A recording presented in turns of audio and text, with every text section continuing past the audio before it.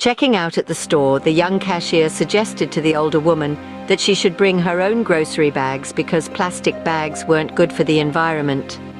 The woman apologized and explained, "We didn't have this green thing back in my earlier days." The young clerk responded, "That's our problem today. Your generation did not care enough to save our environment for future generations." She was right.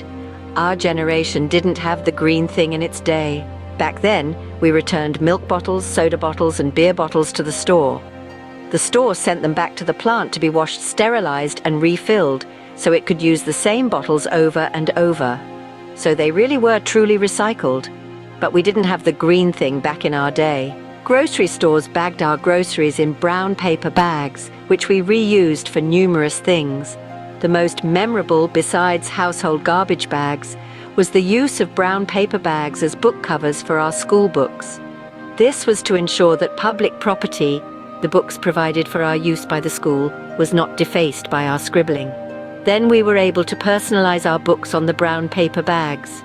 But too bad we didn't do the green thing back then. We walked upstairs because we didn't have an escalator in every store and office building. We walked to the grocery store and didn't climb into a 300 horsepower machine every time we had to go 2 blocks. But she was right. We didn't have the green thing in our day.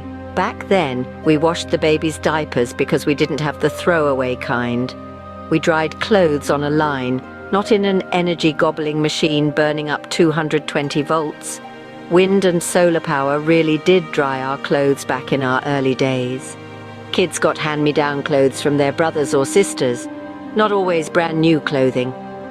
But that young lady is right, we didn't have the green thing back in our day. Back then we had one TV or radio in the house, not a TV in every room. And the TV had a small screen the size of a handkerchief, remember them? Not a screen the size of the state of Montana.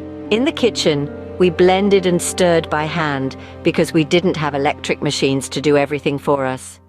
When we packaged a fragile item to send in the mail, we used wadded-up old newspapers to cushion it, not styrofoam or plastic bubble wrap. Back then, we didn't fire up an engine and burn gasoline just to cut the lawn. We used a push mower that ran on human power. We exercised by working, so we didn't need to go to a health club to run on treadmills that operate on electricity. But she's right. We didn't have the green thing back then. We drank from a fountain when we were thirsty instead of using a cup or a plastic bottle every time we had a drink of water. We refilled writing pens with ink instead of buying a new pen. And we replaced the razor blades with a razor instead of throwing away the whole razor just because the blade got dull. But we didn't have the green thing back then. Back then, people took the streetcar or a bus, and kids rode their bikes to school or walked instead of turning their mums into a 24-hour taxi service. We had one electrical outlet in a room, not an entire bank of sockets to power a dozen appliances. And we didn't need a computerized gadget to receive a signal beamed from satellites 23,000 miles out in space in order to find the nearest burger joint. But isn't it sad the current generation laments how wasteful we old folks were just because we didn't have the green thing back then? Source: copied from a Mr. Common Sense post on X.